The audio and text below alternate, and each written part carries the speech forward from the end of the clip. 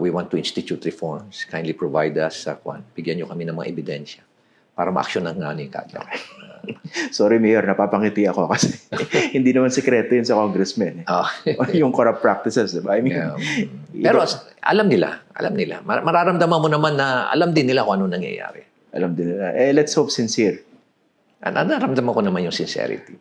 Okay. Pasensya na kayo. Natawa lang ako.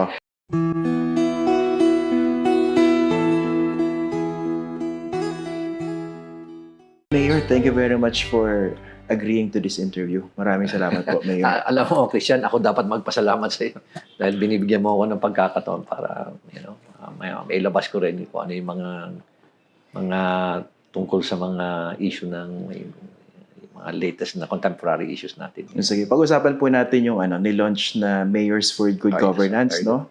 So, paano niyo bang nabuo ito, itong grupo na ito? Alam mo, pagkatapos nung nagsalita ako sa Camp Crame at lumabas ngayon, may mga mayors akong kaklase kasi sa leadership and governance na mga training session. At nag-text sila sa akin. Isa dito si Mayor Ipe Remolyo ng Dumaguete. So, nag-usap kami kung paano namin i-sustain at tutuloy-tuloy itong kurasada na ito. Tapos nakipag-usap kami sa isang young leader na very, very low-key. At doon nagbuo siya ng isang grupo niya, mga youth, volunteers and young leaders. Sila na talaga ang gumawa ng, they were the people behind the scene. Sila na nag-mobilize, sila na rin ang nag-create nung Mayor for Good Governance, sila na rin gumawa ng logo, pili kami ng 3 logo. Tapos nag-gain na ng traction And later on, nung naglabas kami ng mga announcement at yung manifesto, nag-craft kami ng manifesto, marami nang kagad nag-signify ng mga mayors. So tuloy-tuloy na yan. Nagpadala kami sa League of Municipalities, nagpadala rin kami sa League of Cities. In fact, sa League of Cities, out of 146, almost 100 plus ang nag-signify. Pero sa inyo, what triggered this initiative? What pushed you? Well, alam mo, dati na akong even when I was in the Philippine National Police, I already have that passion for transformation. Tuloy-tuloy na yan But yung exposure ko dito, local government, dito ko talaga nakita yung impact ng corruption. Nakita ko talaga yun, mga substandard projects, yung hirap ng mga tao. Unfortunately nga, mga masa hindi pa nila naiintindihan gaano kung ano yung impact ng corruption sa buhay nila. Pero nakikita ko yan from a helicopter point of view. Kaya sabi ko, para ayusin natin itong problema rito sa syudad, and at the same time, dito sa maitulong natin sa bayan, at lalo-lalo na, itong naging issue nga itong MUP at doon talaga nakita ko na mismo mga sundalo natin at kapulisan, they're willing to contribute a small amount of their salary para makatulong sa bayan. Sabi nga, sir, para makatulong sa bayan. Pero tataka ko, bakit? Wala man lang nagsasalita. Kukunti lang nagsasalita sa mga national leaders natin or itong mga legislators natin. Kaya ito nga yun. Pati na rin, in fact, sina-challenge ko rin yung aming fellow mayors and fellow political leaders dito sa Baguio. At sa Cordillera, there was even a time na sinabi ko nga, are you willing to give up your perks and privileges? Anong sabi po? Sina-challenge ko sila.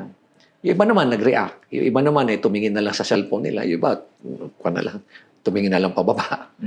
At yung nga, yung binabanggit ko nga sa'yo na every time na iniimbita ako para magsalita sa mga newly elected officials at magsalita tungkol ang topic ko kasi is technology and governance. Then, yung initial 15 minutes, makikinig dyan Pero when I start shifting to good governance, about corruption, marami sa kanila talagang hindi na nakikinig. Nakikita ko nagbabasa na lang ng cellphone. Nawawala na yung attention. So, talagang nakaka-frustrate. Kaya sabi ko nga, becoming it's a right norm. Corruption is a norm. Nung sinabi niyo before na not too long ago na mas grabe ngayon, what exactly did you mean? Yung mas grabe yung corruption? May mga nagsasabi kasi sa akin na mga dating mga former legislators na naging mayors, sila nagsasabi mismo na during their time ito lang, bakit ngayon ganito nangyayari. So, sa kanila nanggagaling, hindi sa akin nanggagaling. Tapos pagkatapos nga nung insidente yung speech ko sa Camp Crame, dami rin tumawag sa akin ng mga former secretaries, undersecretaries, mga incumbent congressmen At sila rin mismo nagsasabi na talagang ah, mas nakikita nila na parang mas heightened yung corruption. Kaya sa akin na yun ang point of view nila, no. So sa akin naman is it's about time talaga na kailangan maging aggressive tayo rito. Talagang i-sustain natin itong campaign natin. Para sir, mas maintindihan ng mga nanonood tsaka nakikinig nun. Can you cite a very concrete example on how bad the corrupt practices are? Well, katulad yan, pinakapaborito kasing ahensya na paglalagyan talaga ng itong mga pondo ng mga legislators natin is itong DPWH. For example, ito explanation sa akin ng contractor, sir. Ang pinakagusto ng mga congressmen at mga governors, mga local chief executives din na mga paborito nilang projects are asphalt overlay, yung road opening. Kasi, let us say, itong particular na alignment na kalsada, kailangan mga 10,000 na cubic meters na lupa ang tatanggalin nila doon sa bundok. Ano? Kaya nilang palabasin yan ng mga 50,000, even 100,000 pa eh. May padding. May padding na talaga eh. 100,000, ganun na kaagad. O kaya, merong mga projects dyan. Ito, paborito nga nila, itong rock netting. Kasi dyan, talagang matindi rin dyan. Kasi yung cost mo dyan mababa lang. Pero isipin mo, per square meters yan, 18,000 yan eh. 18? Sa kontrata, oo. Siguro, pinakamaganda, Christian, pagbaba mo sumilip ka dyan. Siguro kung papayagan, sumilip ka dyan. Tapos, papakitaan kita ng picture. Tapos isipin mo na lang, imagine mo, paano naging 18,000 per square meters ang cost nito? Ito yung mga may net sa may gilid ng bundok po. Yan. Hindi lang dito nangyayari yan. Sa buong lugar, na marami yan. Sa ibang mga regions, marami rin yan. So, paano yung cut? Tsaka sino yung kumikita po? Well, yun, kasama na dyan. Kasama yung DPWH. Kasama na rin siguro yung mga nag-sponsor yan ng mga political leaders. Ma-identify mo na kagad kung sino sa kanila. So, kunwari, sa ganung project, ano yung hatian, yung cut nila? Well, from what I heard, maabot sila ng mga 40% eh. 40? Oo. So, example, magkano yung... 30 to 40%. Mga So, ganun. can you give us an idea, kunwari, magkano yung isang proyekto? Kunwari lang. Let us say 100 million. And ilang rock netting na lugar yan. So, isipin mo lang kung 30 o 40%, 40 million na. 40? Easy money 40 sa million kanila. na, easy money na yan. Sila pa yung contractor. Oo. Sila pa yung supplier. So, magkausap yung legislator at saka yung contractor? Ganun. O kaya kasama na rin kung local chief executive naman na nag-sponsor. Sila magkakasama. Kasama nila yung DPWH. Para may kabal. Paborito nila yun, yung DPWH talaga. Pero yung ganyan, matagal na natin, nadidinig na natin po yan before, no? So, ngayon, tumaas yung percentage ng cut? Ayun nga yun nagtataka nga ako. Bakit tumataas? Yeah. Dati-rati 10%, may 15%, 20%. Ngayon may mga 30%. Ngayon umakyat na may 40% na Nakakalungkot na nga Kasi dati, Sobrang diba, ang nadidinig po natin yung SOP, 10. Diba? Yes, Noong unang panahon. So ngayon, umakyat pa rin ng 40. Yes, 20, may 30, may 40 na. Ganun na Taas na. Kaya nga mismo yung mga kaibigan ko na mga incumbent at former congressmen o former political leaders o ay mga dating mga secretaries din. Kung na talaga talagang sila na rin ang nagsasabi na grabe na. Saan nyo po ma-attribute yung ganyang worsening ng practice? Alam mo kasi ngayon, tumataas na rin ang cost ng election ngayon Pataasan na ngayon pataasan na So yung corruption, inflationary din? Oo. Right word. You nailed it. You said it. Tumataas na Kasi nga, alam mo, lalo-lalo na sa mga hotly contested areas, talagang pataasan na ng per capita cost per capita. Kaya yung binabanggit rin ng COMELEC na kailangan 3 pesos lang for municipalities at for highly urbanized, dapat 5 pesos or 6 pesos per voter. Tinuturuan lang nila tayo magsinungaling, dadayain pa nga natin. Oo. Dadayain pa yun. Diyos ko naman. Maging realistic naman sila. Unang-una, dadayain na nga. Magsisinungaling na. Umpisa pa lang na magsisinungaling na kagad yung kandidato. Tinuturuan mo na kagad maging dishonest. Pangalawa is, siyempre, yung mga, instead na 100,000 ang ginastos mo doon, palalabasin mo na 5,000 lang. Di ba, dinadaya mo rin yung taxes mo doon. Opo.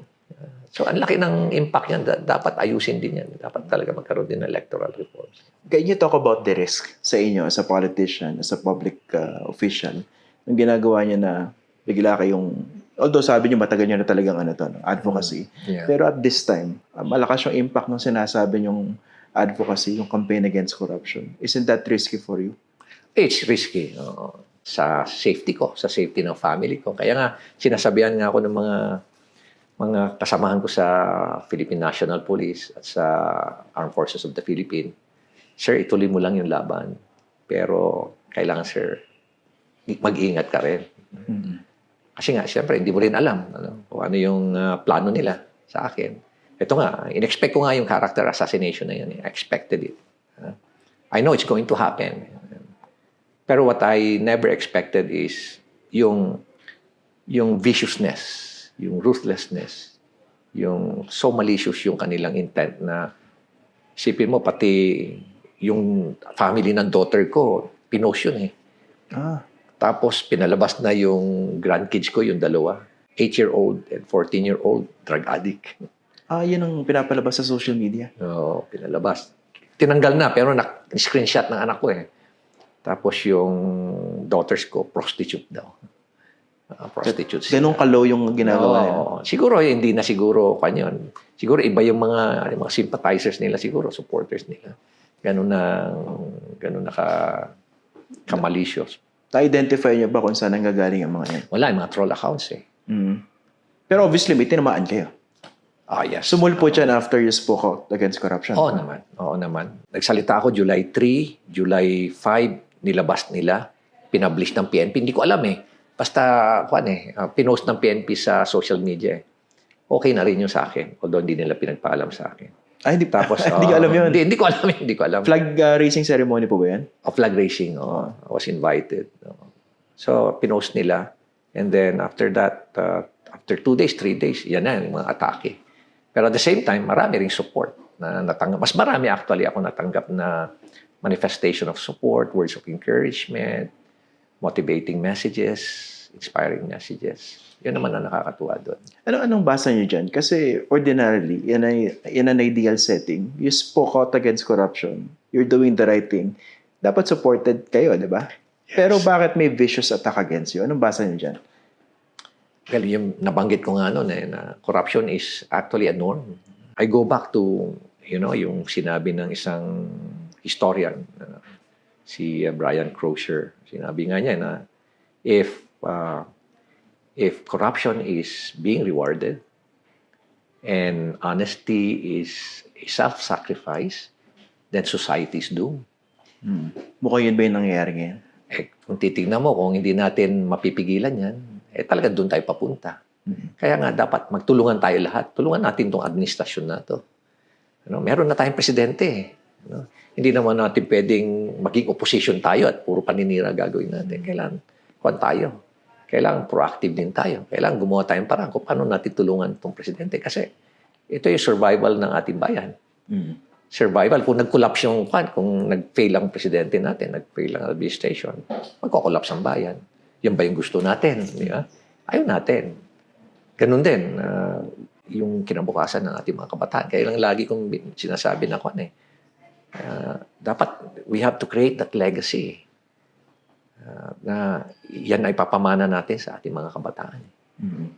Doon po sa vicious attacks against you, I was wondering kasi, wala naman kayong pinangalanan.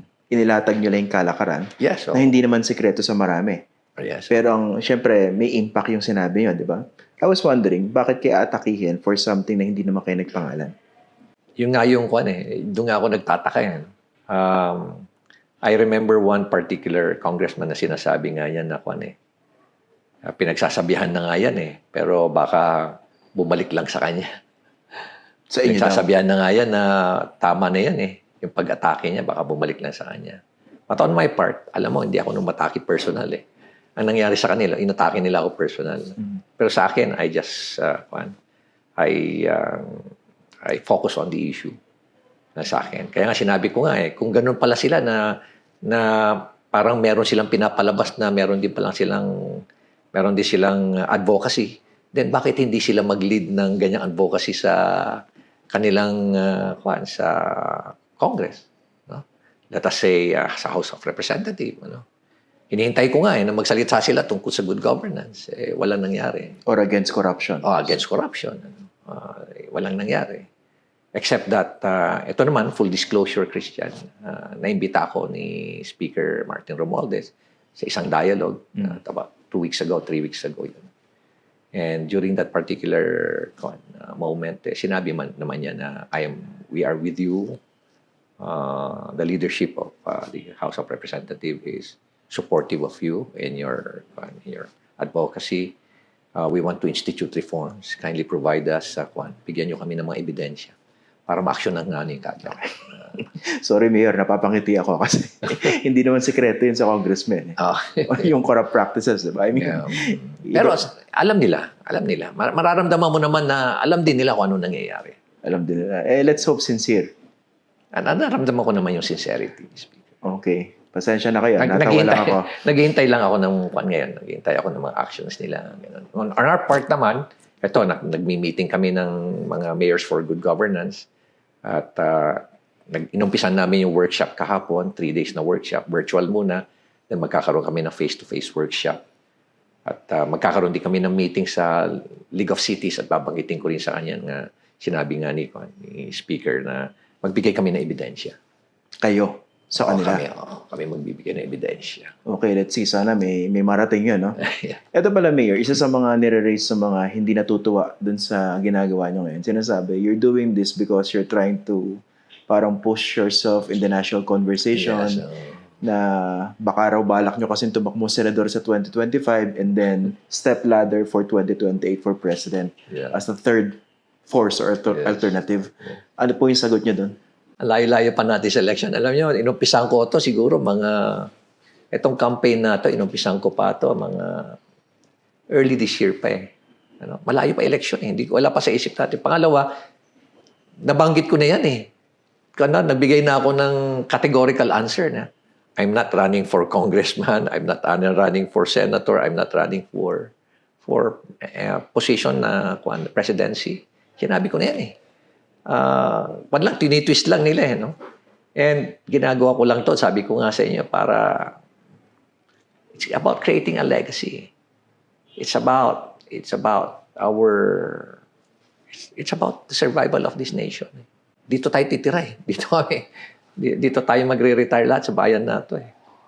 Tapos, mga kabataan, alam mo, ito ang ayaw kong mangyari 20 years from now.